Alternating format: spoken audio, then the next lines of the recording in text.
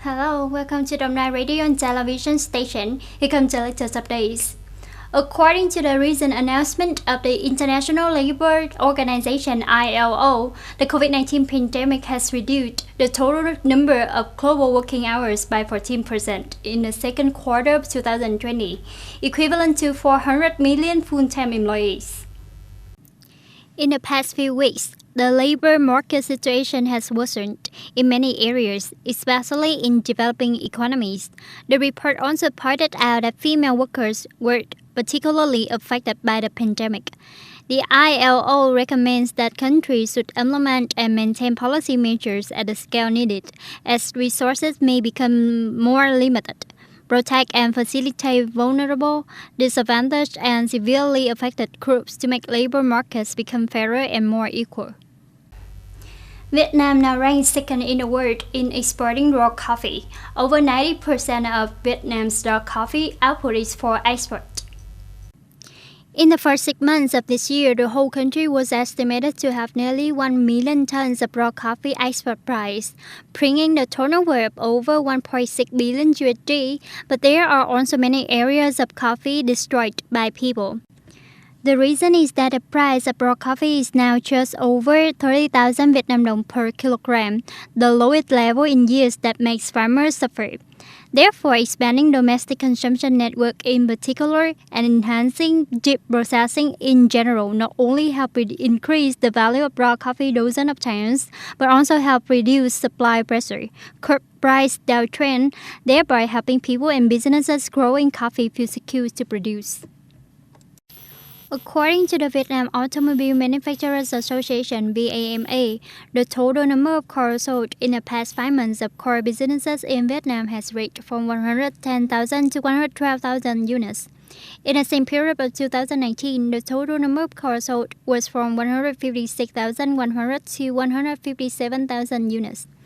Thus, the total number of cars sold in the first 5 months of this year were only 70% of the same period last year.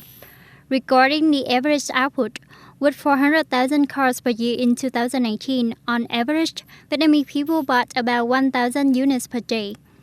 However, in 5 months of 2020, each day the number of cars sold was just over 746 units.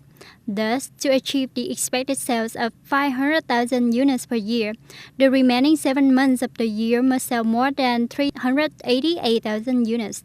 So each day, the number of cars sold must reach over 1,800 units. The COVID-19 pandemic continues to develop complicatedly in many places around the world, with new records of new cases in a day. The World Health Organization (WHO) has reported that the number of COVID-19 cases in the past 24 hours has reached an all-time high, 212,326 cases. According to the global statistics site Worldometer by 6 a.m. July the 6th, the world recorded 164,100 cases and 3,448 deaths.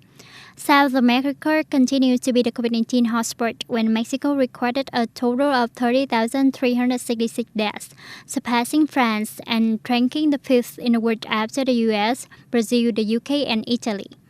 Brazil is still struggling with the pandemic for the 50th day in a row, without a formal health minister after Nelson Teich resigned on May the 15th. In the Middle East, Saudi Arabia has more than 200,000 cases and the United Arab Emirates (UAE) had exceeded 50,000, after these two countries have gradually phased out disease prevention. Many European countries on June the 5th began local blockade when the COVID-19 pandemic broke out again. According to a decision of the government of Galicia, northern Spain, more than 70,000 people located around the city of La Marina in the province of Lugo were subject to blockade from July the 5th to at least July the 12th. It is the second locality in Spain to reimpose the blockade after Catalonia.